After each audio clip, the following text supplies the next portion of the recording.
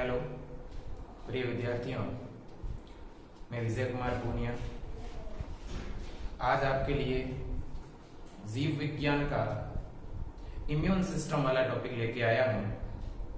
इस अध्याय में आज हम इम्यूनिटी के टाइप पढ़ने वाले हैं। हम इससे पिछले लेक्चर में इम्यून सिस्टम क्या होता है, वो किन घटकों से मिलकर बना होता है, इम्यूनोलॉजी क्या है, ये हम पढ़ चुके थे। देखिए, मैं थोड़ा बहुत रिवाइज करवा रहा हूं, फिर हम आगे बढ़ेंगे। सबसे पहले हमने पढ़ा था इम्यूनिटी या प्रतिरक्षा के प्रकार।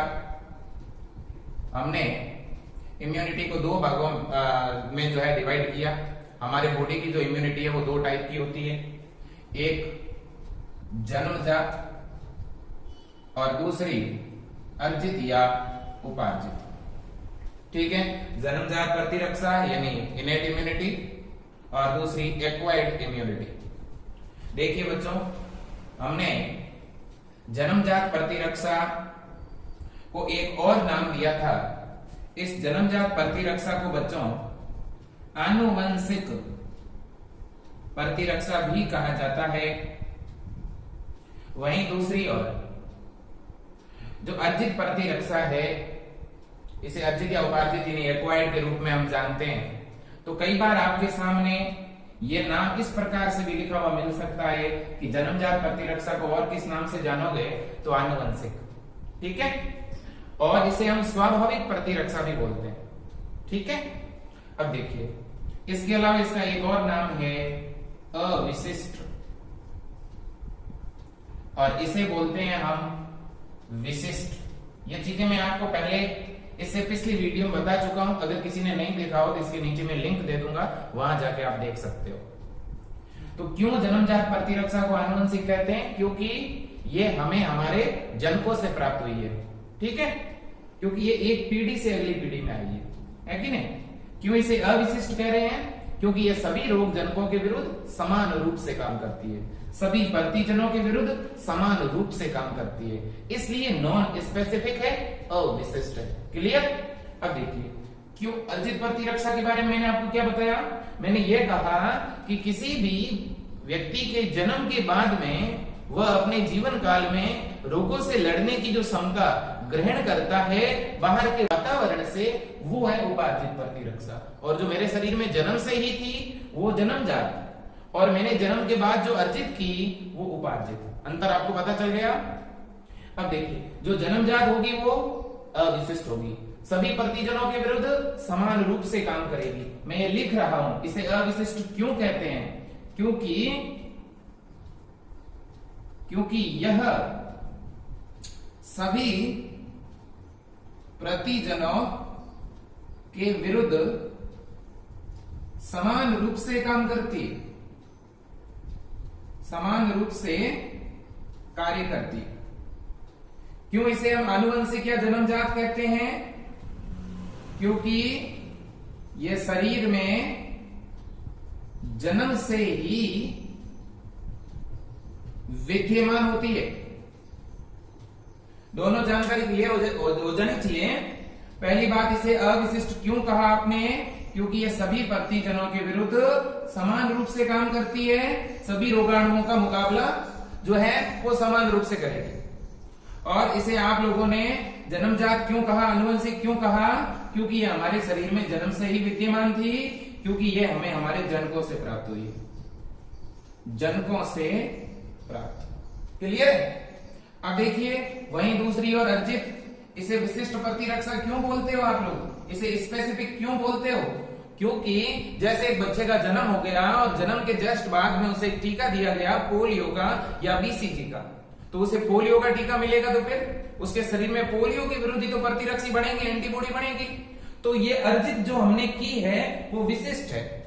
आपने जिस जो है एक तरह से जो डिजीज है, जो कोई भी बीमारी है, उससे लड़ने के लिए आपने जो एंटीजन अपने शरीर के अंदर टीके के रूप में प्रवेश करवा करके जो एंटीबॉडी बनाई है, उसके विरुद्ध ही तो ये सामना करेगी ना, तो ये विशिष्ट है।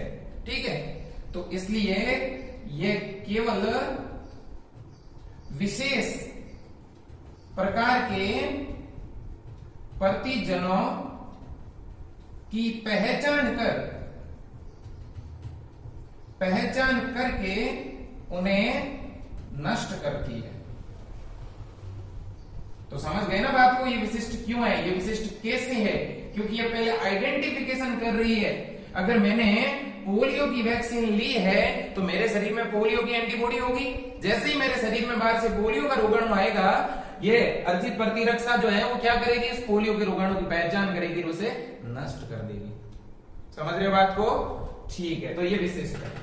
ओके, अब देखिए, तो ये चीजें काफी हद तक हम पहले भी पढ़ चुके थे, मैंने इसे और अच्छी तरह से एक्सप्लेन कर दिया। इम्यूनिटी के दो टाइप है, इनेट, दूसरी एक्वायर्ड। ठीक है, इनेट जिसे हम जेनेटिक भी बोल रहे हैं, जिसे हम नॉन स्पेसिफिक भी बोल रहे हैं। आगे बढ़े बच्चों, अब देखिए आप, जो जन्मजात या इनेट इम्यूनिटी है वो अपने शरीर के अंदर कुछ विशेष प्रकार के बैरियर है, उनकी वजह से अपने शरीर में बनी हुई है, या जन्मजात प्रतिरक्षा के कुछ घटक हैं, वो हम पढ़ने वाले हैं। ठीक है, तो हम पढ़ रहे हैं किसके घटक, जन्मजात प्रतिरक्षा के घटक या अवरोध। क्योंकि मेरे शरीर में अगर जन्मजात प्रतिरक्षा है, जन्म से ही रोगों से लड़ने की कुछ विशेष क्षमताएं मौजूद है, तो एक बात बच्चों याद रख लेना, जब हम जन्मजात प्रतिरक्षा की बात करते हैं तो जन्मजात प्रतिरक्षा के अंतर्गत कोई अपने शरीर में एंटीबॉडी नहीं है, कुछ विशेष प्रकार के बॉर्डर है, कुछ विशेष प्रकार की क्षमताएं हैं जो रोगाणु को शरीर के इंटरनल पार्ट तक जाने से रोकती है, जो रोगाणुओं को नष्ट करने का प्रयास करती है। इस तरह की जन्मजात प्रतिरक्षा है। तो हम जन्मजात प्रतिरक्षा के क्या पढ़ रहे हैं, घटक पढ़ रहे हैं। बाद में हम पढ़ेंगे उपार्जित प्रतिरक्षा के घटक। उपार्जित प्रतिरक्षा बच्चों दो तरीके की है, एक है एक्टिव, दूसरी है पैसिव।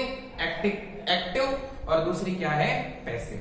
ठीक है ना, वही दूसरी ओर हम बात करें अगर इनेट इम्यूनिटी या जन्मजात प्रतिरक्षा की, तो जन्मजात प्रतिरक्षा के हम यहाँ पर बैरियर पढ़ेंगे, अवरोध पढ़ेंगे। तो देखिए आप लोग, तो यहां पर जन्मजात प्रतिरक्षा का पहला जो अवरोध है उसे हम बोलते हैं भौतिक या शारीरिक अवरोध। क्या नाम है, भौतिक या शारीरिक अवरोध। इसे हम फिजिकल बैरियर बोलते हैं। क्या बोलते हैं, फिजिकल बैरियर। ठीक है, तो अगर आपसे कोई पूछ ले कि बताइए इनेट इम्यूनिटी के बैरियर कौन कौन से होते हैं, तो पहला बैरियर कौन सा होगा, फिजिकल बैरियर। ठीक है, तो अब आप इसे इस रूप में समझ लो कि मान लो कि एक बच्चा है और उसका जन्म हुआ, जन्म के तुरंत बाद उसके शरीर के अंदर बाहर से एक रोगाणु आ रहा है। हम यहाँ पे बच्चों रोगाणु को एक तरह से एंटीजन या प्रतिजन की संख्या देंगे। प्रतिजन का मतलब क्या, जो भी हमारे शरीर में बाहर से आने वाला कोई ऐसा कारक जो क्या करे, रोग उत्पन्न करे, उसे हम प्रतिजन कहेंगे। वो जीवाणु हो सकता है, विषाणु हो सकता है, ठीक है, या और भी कोई कारक हो सकता है। बाहर से आने वाले वे कारक जो शरीर में पहुंचकर क्या फैलाते हो, बीमारी, उन्हें हम क्या कहते हैं, एंटीजन या प्रतिजन। क्लियर है? तो देखो अब आप बात को समझो, मैं बात कर रहा हूं भौतिक या शारीरिक अवरोध की। मान लो एक बच्चा है, उसका जन्म हुआ, ठीक है, तो बच्चे का जैसे ही जन्म हुआ, जन्म के तुरंत बाद एक कोई रोगाणु उसकी त्वचा पर आकर के बैठ गया। आप यूं समझ लें कि कोई रोगाणु उसकी त्वचा के संपर्क में आया, तो त्वचा जो है वो एक तरह का अवरोध है जो जन्म से ही उस बच्चे के शरीर में है। ठीक है, त्वचा बच्चे के शरीर में जन्म से ही है। त्वचा क्या उस रोगाणु को अंदर जाने देगी, क्या नहीं जाने देगी। तो फिर रोगाणु को अंदर जाने से रोका कि नहीं रोका, इसलिए अवरोध। किसने रोका, त्वचा ने। इसलिए त्वचा हमारे शरीर का कैसा अवरोध है, शारीरिक या भौतिक। तो मैं यहाँ पे लिख देता हूं, इसके भौतिक अवरोध के अंतर्गत कौन कौन से अवरोध आते हैं। तो भौतिक अवरोध के अंतर्गत एक तो अवरोध कौन सा हो गया बच्चों, त्वचा। ठीक है, एक तो हो गई हमारी त्वचा या स्किन। ठीक है, अब देखिए हमारी जो स्किन है, हमारी जो ये त्वचा है, इस त्वचा के भी दो कंपोनेंट है। त्वचा की जो ऊपर वाली पतली परत है, इसे तो बोलते हैं एपिडर्मिस। क्या बोलते हैं, एपिडर्मिस। ठीक है, और इस त्वचा की एपिडर्मिस के जस्ट नीचे एक मोटी परत है जिसे बोला जाता है डर्मिस।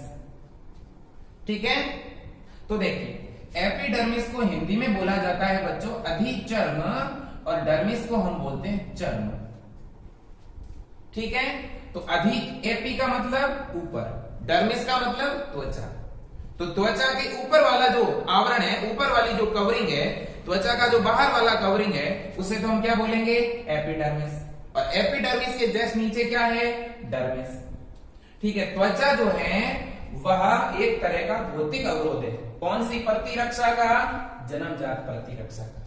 ठीक है, अब सुनिएगा आप लोग, तो जो हमारी अधिचर्म है बच्चों, इस अधिचर्म वाले भाग में प्रोटीन होती है जिसका नाम है केराटिन। ठीक है, तो यहां पर बाहर जो हमारी ये एपिडर्मिस है, ये त्वचा का जो बाहर वाला भाग है, ये एपिडर्मिस है। तो यहाँ एक मृत घटक है, एक मृत आवरण है सबसे बाहर की तरफ, और उस मृत आवरण में किसका जमाव है, केराटिन का। तो यहां जैसे ही कोई रोगाणु आएगा तो जो ये केराटिन है उस रोगाणु को अंदर जाने से रोकेगी, यानी कहीं ना कहीं उस रोगाणु के लिए अपारगम्य परत का काम करेगी। समझ रहे हैं बात को आप लोग। ठीक है, तो ये केराटिन या जो ये एपिडर्मिस जो है, ये रोगाणु को शरीर के अंदर जाने से रोकेगी। ठीक है, तो अवरोध हुआ कि नहीं हुआ, शरीर की रोगों से सुरक्षा की कि नहीं की। अब देखिए दूसरी परत है डर्मिस, तो बाहर की तरफ एपिडर्मिस, इसमें तो केराटिन का जमाव है, वो अंदर जाने से रोक रही है कहीं ना कहीं। अब डर्मिस के अंदर क्या है, तो देखिए जो डर्मिस जहां पर है वहां बच्चों कुछ ग्रंथियां पाई जाती है, जैसे सिबेसियन ग्लैंड, जैसे अपन तेलीय ग्रंथियां बोलते हैं। तो इस चर्म वाले भाग में अपना जो हेयर है, ये जो रोम है, इनके रूट भी इस डर्मिस के अंदर है। यहाँ बहुत सारी ग्लैंड है, बहुत सारी ब्लड वेसल्स हैं। ठीक है, तो देखिए, तो यहां पर इस चर्म वाले स्तर के अंदर एक ग्लैंड है जिसका नाम है सिबेसियन ग्लैंड, जैसे अपन तेलीय ग्रंथियां बोलते हैं। आप दिन भर अनुभव करते हैं, जैसे अपना फेस है, ठीक है, फेस पर भी आप अनुभव करते होंगे कि हल्का एक तेलीय आवरण सा जो है बनने लगता है। यानी ये जो डर्मिस है, ये बाहर की तरफ कुछ तेलीय पदार्थों को स्रावित करती है। ठीक है, तो देखिए, तो अपने त्वचा के नीचे वाले परत डर्मिस में कुछ सिबेसियन ग्लैंड है, और ये कुछ तेलीय पदार्थों को बाहर की तरफ रिलीज करती है। और इन तेलीय पदार्थों के साथ एसिड भी पाया जाता है, अम्ल, जैसे लैक्टिक एसिड। तो जैसे ही मान लिया जाए कि कोई रोगाणु जो है वो एपिडर्मिस को पार करके डर्मिस में आना चाह रहा है, तो वहां पे कौन मौजूद है, सिबेसियन ग्लैंड। वो क्या बना रही है, कुछ फैटी एसिड और लैक्टिक एसिड मौजूद है उसके अंदर। तो उस एसिड के कांटेक्ट में आने से वह बैक्टीरिया या वायरस पूरी तरह से क्या हो जाएगा, नष्ट हो जाएगा, है कि नहीं। और साथ ही साथ अपना जो स्किन है, इसके अंदर ये डर्मिस वाला जो घटक है, इसमें जो ग्लैंड्स है वो कुछ एसिडिक पदार्थ बना रही है, अम्लीय पदार्थ। इसलिए त्वचा वाला जो घटक है, इसकी पीएच भी एसिडिक होती है। और इस अम्लीय पीएच के अंदर रोगाणु अगर पहुंच भी गया तो क्या हो जाएगा, नष्ट। तो आप ही बच्चों मुझे बताओ, क्या हमारी त्वचा रोगाणुओं को अंदर जाने देगी? अगर जाने नहीं देगी तो ये एक तरह का अवरोध नहीं हुआ क्या? अगर ये एक शारीरिक अवरोध है तो ये शरीर की रोगों से सुरक्षा कर रही है, लेकिन ये शरीर में हमारे जन्म से ही है कि जन्म के बाद आपने इसे ऊपर एक आवरण के रूप में चढ़ाया है। अगर आपने त्वचा को जन्म के बाद प्राप्त किया है तब तो अर्जित है। आपने त्वचा को अर्जित किया कि जन्म से ही थी? अगर जन्म से ही है तो जन्मजात। तो ये जन्मजात अवरोध हुआ कि नहीं हुआ बच्चों? जानकारी समझ में आनी चाहिए, ठीक है। चल अब एक और घटक है। मान लो कि कोई रोगाणु जो है वो, जैसे मैं पानी पी रहा हूं या मैं श्वास ले रहा हूं, और इस श्वास के मार्ग से या भोजन के साथ मेरी या तो आहार नाल में आ गया या मेरी श्वास नली में आ गया, तो फिर वहां कौन सा अवरोध है? तो देखो बच्चों, शरीर के जितने भी आंतरिक स्तर होते हैं वहां श्लेष्मा झिल्ली होती है या श्लेष्मीय एपिथेलियल।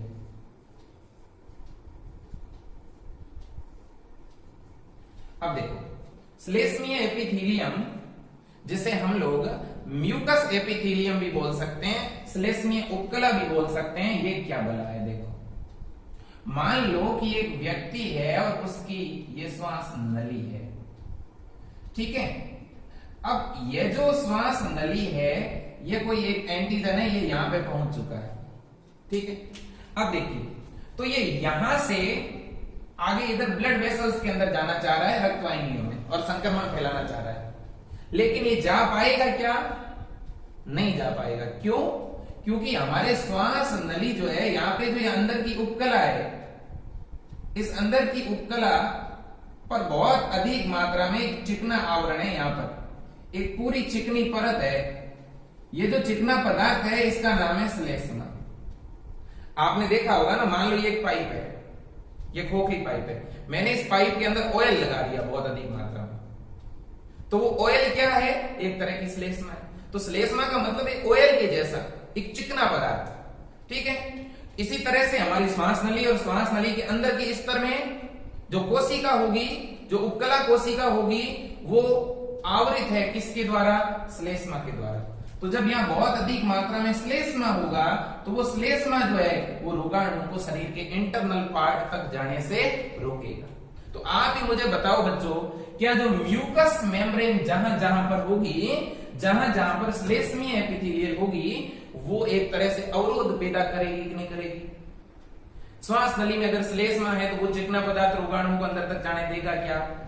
नहीं जाने देगा, ठीक है। तो कहीं ना कहीं ये जो श्लेष्मीय एपिथेलियल या म्यूकस मेम्ब्रेन जो है वो भी एक तरह की जो है फिजिकल बैरियर है, ठीक है। तो ये जैसे एग्जांपल के लिए मैं यहां पे बता दूं, जैसे श्वास नली हो गई हमारी, ठीक है। और भी शरीर के बहुत सारे भाग है, जैसे हमारी आहार नाल हो गई, ठीक है। इनके अंदर वाले स्तर में श्लेष्मीय एपिथेलियल होती है, ठीक है। मैं एक जानकारी के लिए और बता दूं, जो हमारी श्वास नली है, इस श्वास नली के अंदर वाले स्तर में यहाँ पे हेयर लाइक प्रोजेक्शन और होते हैं। और ये जो हेयर लाइक प्रोजेक्शन है, जैसे मान लो यहाँ पे कोई एक रोगाणु आ गया, तो जो ये रोम युक्त संरचना दिखाई दे रही है, इन्हें हम बोलते हैं सीलिया। और ये सीलिया जो है इस रोगाणु को बाहर की तरफ धकेलने का काम करेगी, अंदर तक जाने से रोकेगी, ठीक है। तो एक तरह से हमारी श्वास नली जो है, यहां पर आपको सीलिया भी देखने को मिलेंगे, यानी पक्षमार्ग भी देखने को मिलेंगे, ठीक है। चल अब आगे बढ़ते हैं। दूसरा बैरियर, दूसरा जो बैरियर है उसकी मैं यहां पे बात करने वाला हूं दोस्तों।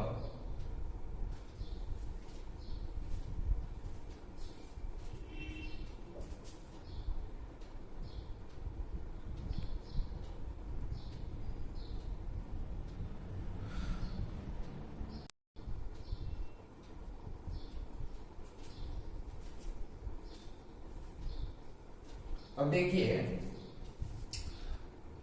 हाँ जी, तो अब इसके बाद में हम दूसरे अवरोध की बात कर रहे हैं और उसका नाम है कार्यकीय या रासायनिक अवरोध। अब देखो, इसे आप फिजियोलॉजिकल या आप इसे जो है केमिकल बैरियर कहोगे। देखिए बच्चों, दूसरा बैरियर, दूसरे बैरियर का क्या नाम है? फिजियोलॉजिकल और केमिकल बैरियर। अब देखिए, फिजियोलॉजिकल बैरियर में क्या होगा, ये किस तरह का अवरोध है? तो देखो, मान लो कोई एंटीजन या कोई रोगाणु हमारे मुख गुहा में आ गया, हमारी बकल कैविटी के अंदर आ गया, या हमारे आमाशय के अंदर चला गया, या हमारी आंखों के अंदर चला गया। तो ये जो भाग है जिनके मैं नाम ले रहा हूं, ये भाग क्या करते हैं? कुछ रासायनिक पदार्थ बनाते हैं, और वो रासायनिक पदार्थ उस रोगाणु को वहीं पे नष्ट कर देगा, शरीर के आंतरिक भागों तक जाने से रोकेगा, संक्रमण फैलाने से रोकेगा।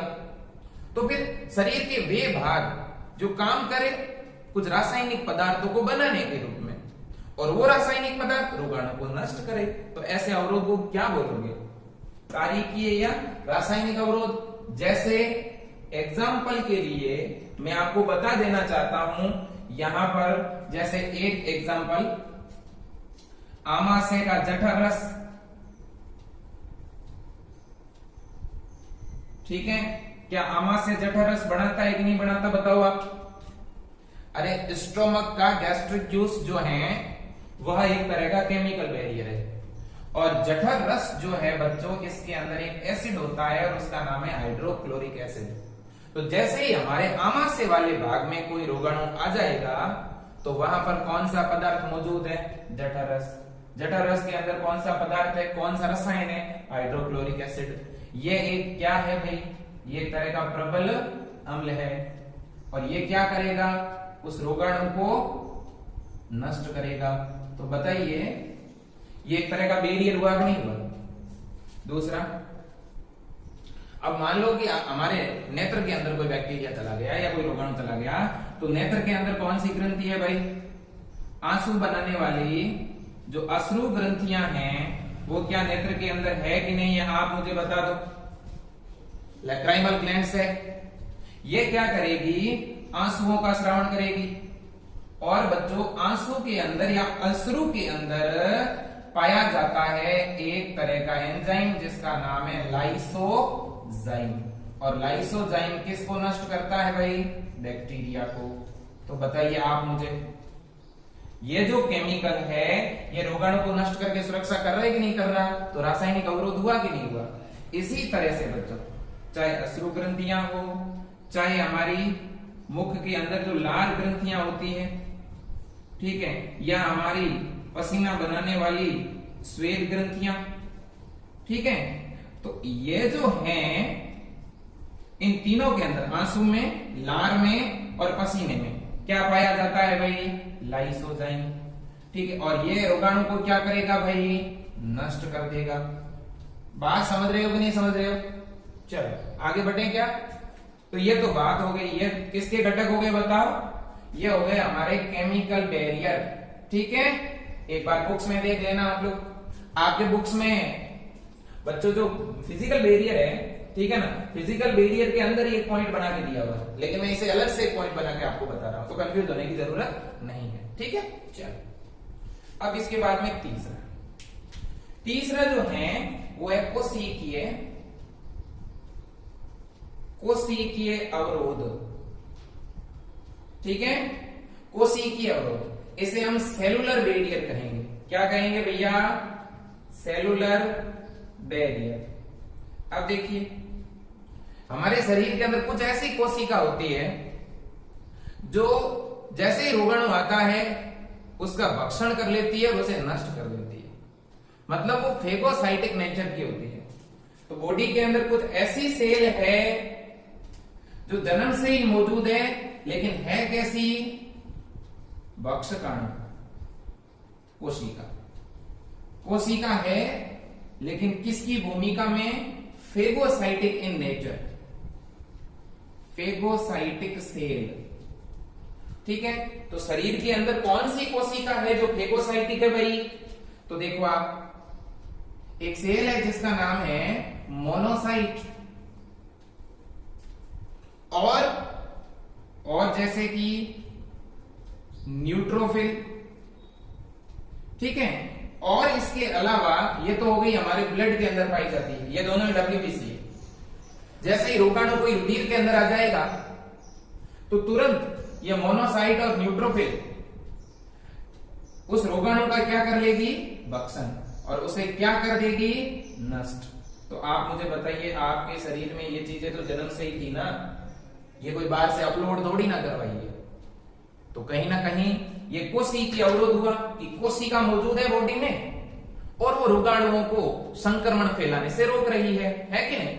इसके अलावा भी हमारे जो उत्तक होते हैं, उत्तकों की जो मैक्रोफेजेज होती है, उत्तकों की जो महाभक्षकाणु होती है, बहुत सारे ऐसे उत्तक है, बहुत सारे ऐसे अंग है, उनके अंदर भी भक्षकाणु प्रवृत्ति की शेल होती है और वो भी रोगाणु का भक्षण करती है। ठीक है, चलो अब हम बात कर रहे हैं चौथे अवरोध की। अब यहां पर 4 नंबर पे हम जिस अवरोध की बात कर रहे हैं बच्चों, वो है जिसे आपके बुक्स में लिखा हुआ है प्रदाह अवरोध। इसे मैं एक तरह से इन्फ्लामेशन बोलूंगा, यानी एक तरह से आप यूं कह सकते हो कि जो एलर्जिक प्रतिक्रियाएं होती है उसके लिए उत्तरदायी अवरोध, या यूं कह दो साइटोकाइन बैरियर। ठीक है, तो हम अब नेक्स्ट जिस बैरियर की बात कर रहे हैं वो है साइटोकाइन बैरियर, ठीक है। और इसे आप प्रदाह अवरोध भी कहते हैं, यानी इन्फ्लामेशन बैरियर भी कहते हैं, ठीक है। दोनों एक ही चीज है। अब देखो इसमें क्या होता है, कई बार आपने बच्चों फील किया होगा कि जैसे आप मार्केट चले गए, वहां बहुत ज्यादा धूल थी, बहुत ज्यादा डस्ट थी, और वो जैसे ही आपने उसे इनहेल किया, आपको जो है आपके आंखों से पानी आने लगा, आप खांसने सींकने लगे। या कई बार ऐसा भी हो जाता है कि त्वचा के संपर्क में कुछ ऐसे पदार्थ आते हैं या स्किन पर एक हल्की सी चोट लगती है, और उस चोट की वजह से उस भाग में, उस त्वचा वाले भाग में सूजन आ जाती है। कई बार आपने फील किया होगा, और वहां लाल चट्टा सा बन जाता है। तो ऐसा क्यों हुआ भाई, ठीक है। तो इसका कारण भी आप समझो, ये एक तरह की एलर्जिक प्रतिक्रिया है बच्चों। इसमें क्या होता है कि जैसे ही बाहर से कोई भी एलर्जिक पदार्थ बॉडी के अंदर एंटर करता है, तो एंटर करते ही हमारी जो कैपिलरीज होती है, ब्लड कैपिलरीज, उनकी जो परमिएबिलिटी है वो बढ़ जाती है। और जैसे ही उनकी पारगम्यता बढ़ती है, ब्लड की कैपिलरीज से बहुत सारी ब्लड सेल और ब्लड प्लाज्मा बाहर जो हमारे कोशिकाओं के बीच के अंतराकोशिकीय स्थल है वहां आने लगता है। मतलब जो हमारा उत्तक द्रव्य है, जो टिश्यू फ्लूइड है, वहां इन पदार्थों की मात्रा बढ़ने लगती है। ब्लड से कुछ WBC और प्लाज्मा या सीरम कह दो आप, जो कहां आ गया, हमारे टिश्यू फ्लूइड में। और टिश्यू फ्लूइड में आने के बाद में वहां पर जो भी एलर्जी उत्पन्न करने वाले पदार्थ थे या जो रोगाणु थे, उन्हें नष्ट कर दिया जाएगा और उस परिस्थिति से शरीर को बचाया जाएगा। तो ये एक तरह का साइटोकाइन बैरियर है। यहां पे कुछ रासायनिक पदार्थों का श्रवण भी होता है, जैसे हिस्टामीन। तो ये एलर्जिक प्रतिक्रियाओं के दौरान स्रावित होने वाला एक रसायन है, और ये ब्लड कैपिलरीज की पारगम्यता को इंक्रीज करता है, ठीक है। तो ये चीजें थी। अब इसके अलावा एक और बैरियर आपके सिलेबस में दिया हुआ है, जिसे बोलते हैं पूरक तंत्र, ठीक है ना, कॉम्प्लीमेंट्री सिस्टम। तो इस कॉम्प्लीमेंट्री सिस्टम में या पूरक तंत्र के अंदर क्या होता है, तो देखो ये पूरक तंत्र काफी हद तक इस सेलुलर बैरियर की तरह ही काम करता है, ठीक है ना। ये जो पूरक तंत्र है, ये मिलकर बना होता है प्रोटीन से, ठीक है। पूरक तंत्र को बहुत सारी प्रोटीन है जो मिलकर के बनाती है, ठीक है। और इस पूरक तंत्र में होता क्या है कि जैसे ही अपने शरीर के अंदर कोई रोगाणु प्रवेश करता है, तो ये जो प्रोटीन होती है, जो हमारे प्लाज्मा वाले घटक में मौजूद होती है, जिसमें बहुत सारी ऐसी प्रोटीन है जो ब्लड को स्कंदित करती है, ठीक है। कुछ ऐसी प्रोटीन भी है जो अपने एक तरह से प्रासरण को कंट्रोल, एक तरह से रेगुलेट करती है।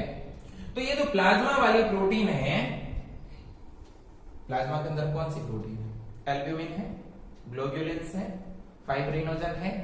फाइब्रिनोजन ब्लड क्लोटिंग फैक्टर के रूप में काम करती है, ठीक है। ये ग्लोब्युलिन्स की जो बात करते हैं, इसमें एक ग्लोब्युलिन्स है, गामा ग्लोब्युलिन्स, जो एंटीबॉडी के रूप में काम करती है ना, ठीक। अब देखिए, तो मैं कह रहा हूं पूरक तंत्र जो है ये कुछ प्रोटीन से मिलकर बना हुआ है।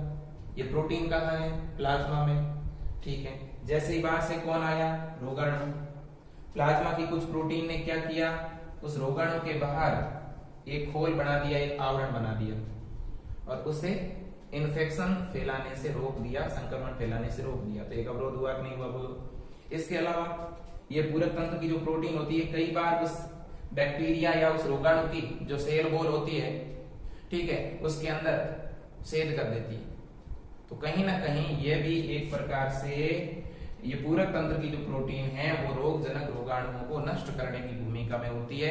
या तो इस तंत्र की प्रोटीन रोगाणु के बाहर क्या बना देगी, आवरण, या उसमें क्या कर देगी, सेल। और साथ ही साथ जैसे ये प्रोटीन आवरण बनाएगी तो फिर अट्रैक्ट करेगी किसे, इन भक्षकाणु कोशिकाओं को। क्यों, ताकि इस रोगाणु का क्या कर लिया जाए बच्चों, भक्षण कर लिया जाए, ठीक है। तो ये बच्चों अवरोध थे जो हमने पढ़े। आप इस वीडियो को अधिक से अधिक शेयर करें ताकि ज्यादा से ज्यादा विद्यार्थी इसका फायदा ले सकें।